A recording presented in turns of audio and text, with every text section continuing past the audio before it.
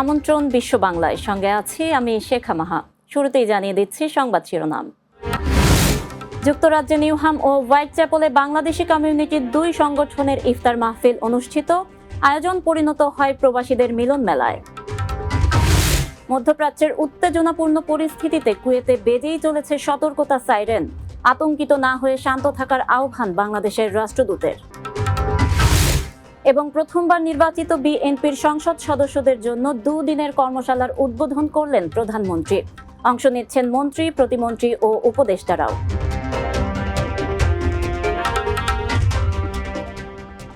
শুনছিলেন শিরোনাম, এবারে বিস্তারিত। যুক্তরাজ্যে নিউহ্যাম বিজনেস লিডার্সের উদ্যোগে ইফতার মাহফিল অনুষ্ঠিত হয়েছে। দেশটির ফরেস্ট গেটের আইভি হলে এ আয়োজন করা হয়। অনুষ্ঠানটি সঞ্চালনা করেন British Institute of technology and e কমার্সের সিইও ডক্টর মোহাম্মদ ফার্মার।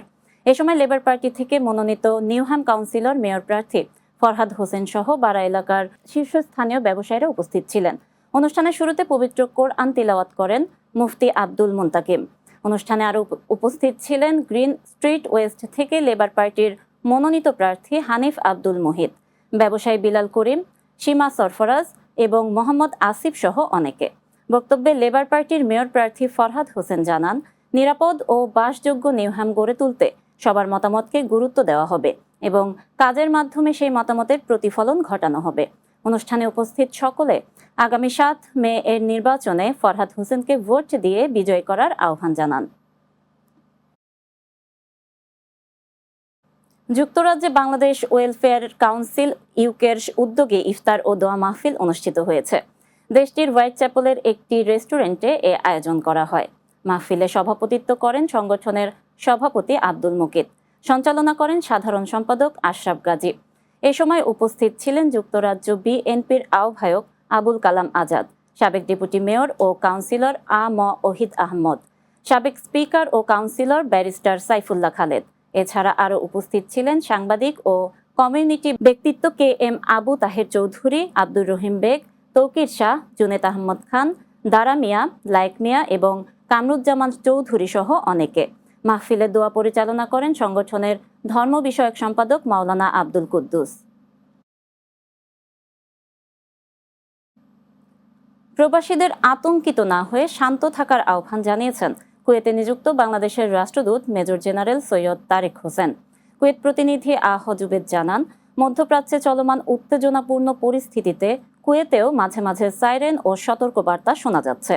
এমন পরিস্থিতিতে প্রবাসী বাংলাদেশিদের ধৈর্য ও সাহস নিয়ে পরিস্থিতি মোকাবিলার আহ্বান জানিয়েছেন কুয়েতে নিযুক্ত বাংলাদেশের রাষ্ট্রদূত মেজর জেনারেল সৈয়দ তারেক হোসেন। দূতাবাসের অফিসিয়াল ফেসবুক পেজে দেওয়া এক ভিডিও বার্তায় তিনি জানান, প্রবাসীদের নিরাপত্তা ও কল্যাণে কুয়েত সরকারের সঙ্গে বাংলাদেশ সরকার সার্বক্ষণিক যোগাযোগ রক্ষা করছে। রাষ্ট্রদূত আরও জানান, বাংলাদেশের পররাষ্ট্র মন্ত্রণালয় এবং প্রবাসী কল্যাণ ও বৈদেশিক কর্মসংস্থান মন্ত্রণালয়ের মন্ত্রী ও প্রতিমন্ত্রীরা নিয়মিত কুয়েত দূতাবাসের সঙ্গে যোগাযোগ করছেন। অবস্থিত বাংলাদেশি সহ সকল প্রবাসীদের নিরাপত্তা নিশ্চিতে কুয়েত সরকার কর্তৃক গৃহীত পদক্ষেপগুলিকে আমরা স্বাগত জানাই এবং তাদের এই প্রচেষ্টার জন্য ধন্যবাদ জ্ঞাপন করি। আমি আপনাদেরকে নিশ্চিত করছি যে বাংলাদেশ সরকার এবং কুয়েতস্থ বাংলাদেশ দূতাবাস আপনাদের নিরাপত্তা ও কল্যাণের প্রতি সর্বোচ্চ গুরুত্ব আরোপ করে। এই বিশেষ পরিস্থিতিতে কুয়েত প্রবাসী বাংলাদেশিদের জন্য কুয়েতস্থ বাংলাদেশ দূতাবাস কর্তৃক গৃহীত ব্যবস্থাগুলির মধ্যে উল্লেখযোগ্যগুলি হল, জরুরি প্রয়োজনে দূতাবাসে যোগাযোগের জন্য 3টি হটলাইন নম্বর 24 ঘন্টা চালু রাখা হয়েছে। এছাড়া কোনো তথ্য জানার জন্য অথবা যোগাযোগের জন্য একটি ইমেইল অ্যাড্রেসও চালু রাখা হয়েছে। দূতাবাস কর্তৃক নিয়মিত সকল প্রকার কনসুলার এবং অন্যান্য সেবা প্রদান চালু রাখা হয়েছে। দূতাবাসের অফিসিয়াল ওয়েবসাইট এবং ভেরিফাইড ফেসবুক সহ অন্যান্য সোশ্যাল মিডিয়ায় আপনাদের জন্য প্রয়োজনীয় তথ্য এবং কুয়েত সরকারের বিভিন্ন নির্দেশনা নিয়মিত প্রকাশ করা হচ্ছে। এবার বাংলাদেশের খবর।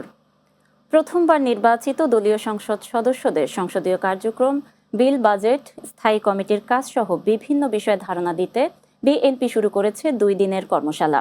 বিএনপি চেয়ারম্যান গুলশান কার্যালয়ে শুক্রবার সকালে 2 দিনের এ কর্মশালার উদ্বোধন করেন দলের চেয়ারম্যান ও প্রধানমন্ত্রী তারেক রহমান।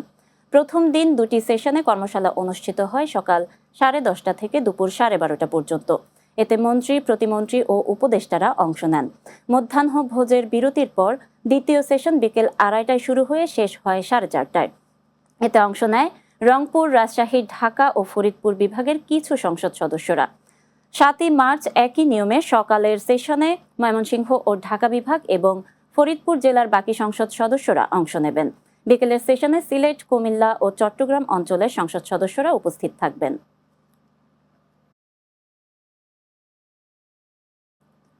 ডেপুটি স্পিকারের দেয়া প্রস্তাব উদারভাবে গ্রহণ করা উচিত বলে মন্তব্য করেছেন স্বরাষ্ট্রমন্ত্রী সালাউদ্দিন আহমদ।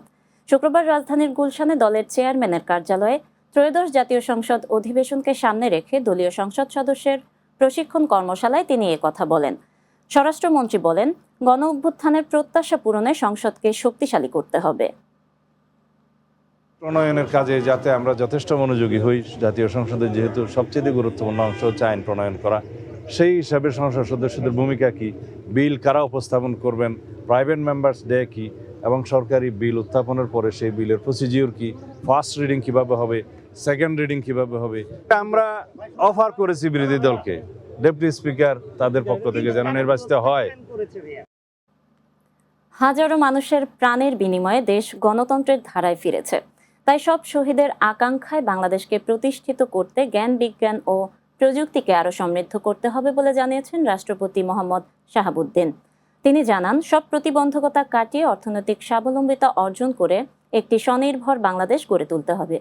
শুক্রবার সকালে রাজধানীর ওসমানী স্মৃতি মিলনায়তনে জাতীয় পাঠ দিবস 2026 উপলক্ষে আয়োজিত অনুষ্ঠানে যোগ দিয়ে তিনি এসব কথা বলেন।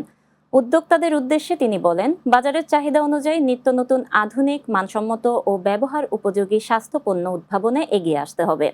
পাশাপাশি অল্প মূল্যে পাটের ব্যাগ তৈরি ও বিপণনে উদ্যোগ নিতে হবে।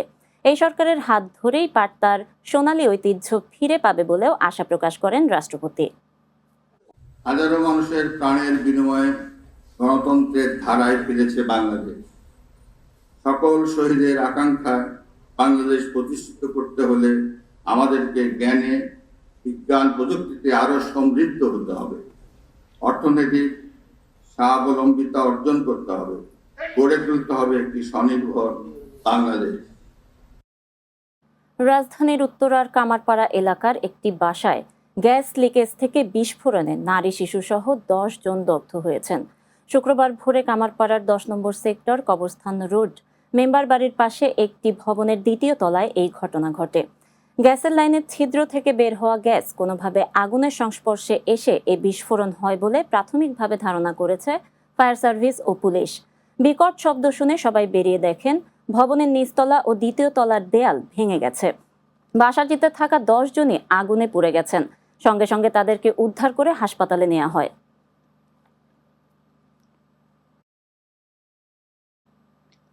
তিনবারের সাবেক প্রধানমন্ত্রী ও বিএনপি চেয়ারপারসন বেগম খালেদা জিয়াকে মরণোত্তর স্বাধীনতা পদক দেওয়ার সিদ্ধান্ত নিয়েছে সরকার।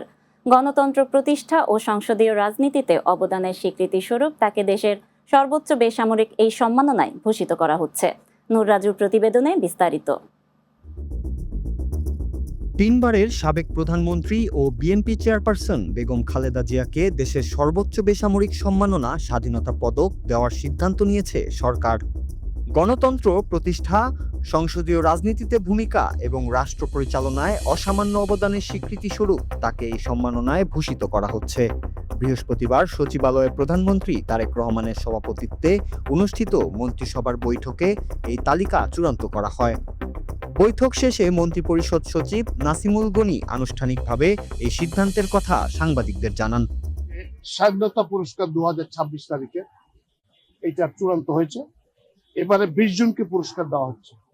1 নম্বরে আছেন বেগম খালেদা জিয়া, মরণোত্তর স্বাধীনতা, গণতন্ত্র ও নারী শিক্ষা সহ দেশ গঠনের সার্বিক অবদানের জন্য। খালেদা জিয়ার রাজনৈতিক জীবন শুরু হয় 80-র দশকের শুরুতে। স্বামী শহীদ রাষ্ট্রপতি জিয়াউর রহমানের মৃত্যুর পর তিনি বিএনপির হাল ধরেন এবং দীর্ঘকাল রাজপথে গণতান্ত্রিক আন্দোলনের নেতৃত্ব দেন।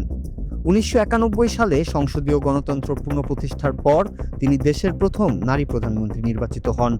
পরবর্তীতে 2001 সালেও তার নেতৃত্বে গঠিত হয় সরকার। তার শাসনামলে দেশের অবকাঠামো উন্নয়ন, শিক্ষা ও গ্রামীণ অর্থনীতি শক্তিশালীকরণে উল্লেখযোগ্য ভূমিকা ছিল। বাংলাদেশে স্বাধীনতা পদক রাষ্ট্রের সবচেয়ে মর্যাদাপূর্ণ পুরস্কার। 1977 সাল থেকে প্রতি বছর বিভিন্ন ক্ষেত্রে অসামান্য অবদানের জন্য এই সম্মাননা প্রদান করা হয়। সরকারের সংশ্লিষ্ট কর্মকর্তারা জানিয়েছেন, দেশের রাজনৈতিক অঙ্গনে দীর্ঘ সময় সক্রিয় থেকে গণতন্ত্রের চেতনা সমুন্নত রাখায় এবছর খালেদা জিয়ার নাম সর্বসম্মতিক্রমে নির্বাচিত হয়েছে। আগামী 26শে মার্চ স্বাধীনতা দিবস উপলক্ষে আনুষ্ঠানিকভাবে এই পদক প্রদান করা হবে। বিএনপি ও এর অঙ্গ সংগঠনের নেতারা এই সিদ্ধান্তকে খালেদা জিয়ার 4 দশকের দীর্ঘ রাজনৈতিক সংগ্রামের সঠিক মূল্যায়ন হিসেবে দেখছেন। তারা মনে করেন, দলমত নির্বিশেষে তার রাষ্ট্র পরিচালনা ও গণতান্ত্রিক অধিকার আদায়ের ভূমিকা বাংলাদেশের ইতিহাসের একটি অবিচ্ছেদ্য অংশ। এই সম্মাননা ঘোষণার মাধ্যমে দেশের রাজনৈতিক ইতিহাসে তার অবদানকে রাষ্ট্রীয়ভাবে চিরস্থায়ী স্বীকৃতি দেওয়া হলো। Noor Raju, Bangla TV, news desk. মাইকে ঘোষণা দিয়ে মাদক ছাড়ার প্রতিজ্ঞা করে এলাকায় চাঞ্চল্যের সৃষ্টি করেছেন পাবনার এক যুবক। ঘটনাটি ঘটে পাবনার ঈশ্বরদীতে। এই অভাবনীয় দৃশ্য দেখে বিস্মিত স্থানীয়রা। নূর রাজুর প্রতিবেদনে বিস্তারিত। নিজের মাদক খাই, আজ থেকে খাবো না। যদি আমাকে খাইতে দেখেন, আপনারা এলাকাবাসীর কাছে আকুল আবেদন, আমাকে আপনারা পুলিশকে ধরিয়ে দেবেন। পাবনার ঈশ্বরদীতে এক চাঞ্চল্যকর ও ব্যতিক্রমী ঘটনা ঘটেছে, যা বর্তমানে পুরো এলাকায় আলোচনার কেন্দ্রবিন্দুতে পরিণত হয়েছে। ফাহিম হোসেন নামে 30 বছর বয়সী এক যুবক মাইকিং করে নিজের ছাড়ার ঘোষণা দিয়েছেন। আমি নিজের মাদক খাই, আজ থেকে খাবো না। যদি আমাকে খাইতে দেখেন, আপনারা এলাকাবাসীর কাছে আকুল আবেদন, আমাকে আপনারা পুলিশকে ধরিয়ে দেবেন। ঈশ্বরদী পৌর শহরের ইস্তা এলাকায় মঙ্গলবার দুপুরে এই অভাবনীয় দৃশ্য দেখে স্থানীয় বাসিন্দারা রীতিমতো বিস্মিত হয়েছেন। কেউ ভালো বলছেন, কেউ আবার দেখছেন চরম বিস্ময়ের চোখে। ঘটনার মূলে রয়েছে এক অপমানের গল্প। বিশ্ব বাংলা নিচ্ছি বিরতি, ফিরে এসে অন্যান্য সংবাদের সাথে আরো যা থাকছে। তুরস্কে মর্মান্তিক ঘটনায় ব্রাহ্মণবাড়িয়ার প্রবাসী বাবা ও ছেলের মৃত্যু। একই ঘটনায় ফেনীর আরও এক যুবক নিহত, একজন হাসপাতালে চিকিৎসাধীন।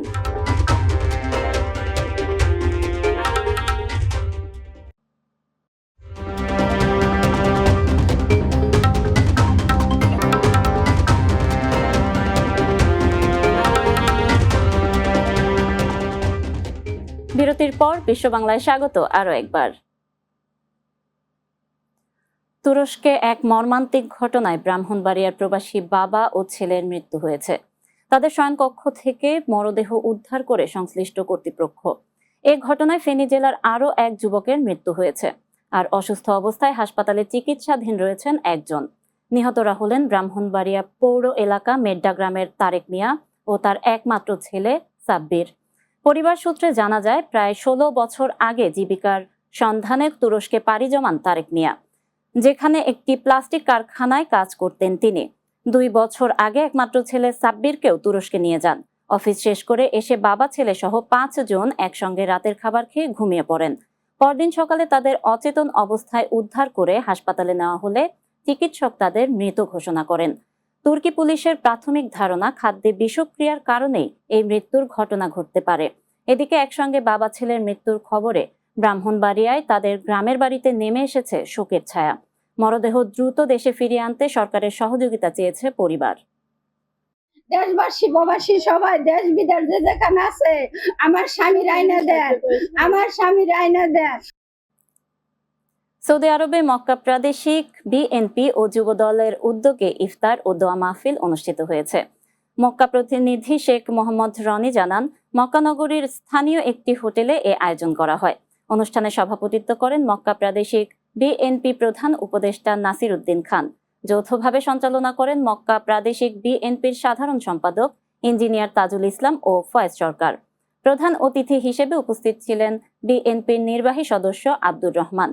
বিশেষ অতিথি হিসেবে উপস্থিত ছিলেন ঢাকা মহানগর বিএনপি 13 নং ওয়ার্ডের সিনিয়র সহসভাপতি জিয়াউল হাসান, মক্কা যুবদল সভাপতি সাইদুর রহমান সোহাগ, সাধারণ সম্পাদক শেখ রুবেল আহমেদ একরাম হোসেন এবং মুসলেউদ্দিন। এছাড়া অনুষ্ঠানে আরও উপস্থিত ছিলেন শাহাদাত হোসেন, মোশাররফ হোসেন, আসলাম খান এবং ফরিদ আহমেদ সহ বিএনপি ও তার অঙ্গ সহযোগী সংগঠনের নেতৃবৃন্দ। এ সময় প্রধান অতিথি হিসেবে বক্তব্যে বলেন, ফ্যাসিস্ট সরকারের পতনের পর দেশের গরিব দুঃখী মানুষের পাশে দাঁড়ানোর যে প্রতিশ্রুতি প্রধানমন্ত্রী তারেক রহমান দিয়েছিলেন, তার অংশ হিসেবে আগামী 10 তারিখ ঢাকায় ফ্যামিলি কার্ড কর্মসূচির উদ্বোধন করা হবে। পাশাপাশি প্রবাসীদের জন্য বিশেষ কার্ড চালুর পরিকল্পনাও রয়েছে। উনি বলেছেন যে বাংলাদেশের গরিব মানুষের পাশে উনি দাঁড়াবেন, তাই উনি আগামী 10 তারিখে উনি ফ্যামিলি কার্ডের সর্বপ্রথম ঢাকাতে উদ্বোধন করবে। আমি বাংলাদেশে যাওয়ার পরে একটি সময় দেখা গেছে আমার বয়স হয়ে যাবে তখন 65, 70, 75 বছর এরকম হয়ে যায়, অনেকেই 60, 65 বছর বয়সে গিয়ে দেশে অবহেলিত হয়ে যায়। ছেলে সন্তানরা বিয়ে শাদী করে যে যার মতো জীবন পার করে, তখন দেখা যায় যে তখন এই বুড়ো বয়সে আপনি অবহেলিত একজন মানুষ হিসেবে তখন আপনার পাশে দাঁড়ানো কেউ থাকবে না। তাই জনাব তারেক রহমান সিদ্ধান্ত নিয়েছে প্রবাসীদেরকে একটি কার্ড দেওয়া হবে। কাতারে আল খুর সিটিতে যাত্রা শুরু করলো বাংলাদেশি প্রতিষ্ঠান আল ওয়াহিদা ট্রেডিং হার্ডওয়্যারের শপের নতুন বিক্রয় কেন্দ্র। কাতার প্রতিনিধি আকবর হোসেন বাচ্চু জানান, স্থানীয় প্রবাসী ও আমন্ত্রিত অতিথিদের সাথে প্রতিষ্ঠানটির উদ্বোধন করেন স্বত্বাধিকারী মোহাম্মদ জাহাঙ্গীর আলম। অনুষ্ঠানে অতিথি হিসেবে উপস্থিত ছিলেন বিশিষ্ট ব্যবসায়ী মোহাম্মদ শাহজাহান, রিদওয়ানুল বারী পারভেজ, সাইফুর রহমান সবুজ ও আল মামুন শিপন। মধ্যে এই প্রতিষ্ঠানটি চালিয়ে আসছেন, এখন নাম চেঞ্জ হয়ে সেটা আল ওয়াহিদা হয়ে আজকে আলখোর প্রতিষ্ঠানটি উনি আবার আজকে উদ্বোধন করেছেন, সেটার জন্য শুভকামনা জানাচ্ছি। আশা করি সর্বোচ্চ সহযোগিতা কামনা করছি সবার, আমাদের বাঙালি যারা আছেন। আগে আমি যেটা মহাসাসা তোমাদ্দার মোকাবিলা যারা এই কোম্পানিটাতে আমি আগে পরিচালক হিসেবে ছিলাম। বর্তমানে এই কোম্পানিটা ওয়াহিদা আল ওয়াহিদা যে কোম্পানিটা, এই কোম্পানিটা আমি এখন নতুন করছি। ইনশাআল্লাহ সবাই দৃষ্টি আকর্ষণ করছে, সবাই একটু দোয়া করবে। শেষ করছি বিশ্ব বাংলা, যাওয়ার আগে শিরোনামগুলো আরো একবার। যুক্তরাজ্যের নিউহ্যাম ও হোয়াইট চ্যাপেলে বাংলাদেশ কমিউনিটির 2 সংগঠনের ইফতার মাহফিল অনুষ্ঠিত, আয়োজন পরিণত হয় প্রবাসীদের মিলন মেলায়। মধ্যপ্রাচ্যের উত্তেজনাপূর্ণ পরিস্থিতিতে কুয়েতে বেজেই চলেছে সতর্কতা সাইরেন, আতঙ্কিত না হয়ে শান্ত থাকার আহ্বান বাংলাদেশ রাষ্ট্রদূতের। প্রথমবার নির্বাচিত বিএনপির সংসদ সদস্যদের জন্য 2 দিনের কর্মশালার উদ্বোধন করলেন প্রধানমন্ত্রী। অংশ নিচ্ছেন মন্ত্রী, প্রতিমন্ত্রী ও উপদেষ্টারাও। এবং তুরস্কে মর্মান্তিক ঘটনায় ব্রাহ্মণবাড়িয়ার প্রবাসী বাবা ও ছেলের মৃত্যু। একই ঘটনায় ফেনীর আরও এক যুবক নিহত, একজন হাসপাতালে চিকিৎসাধীন।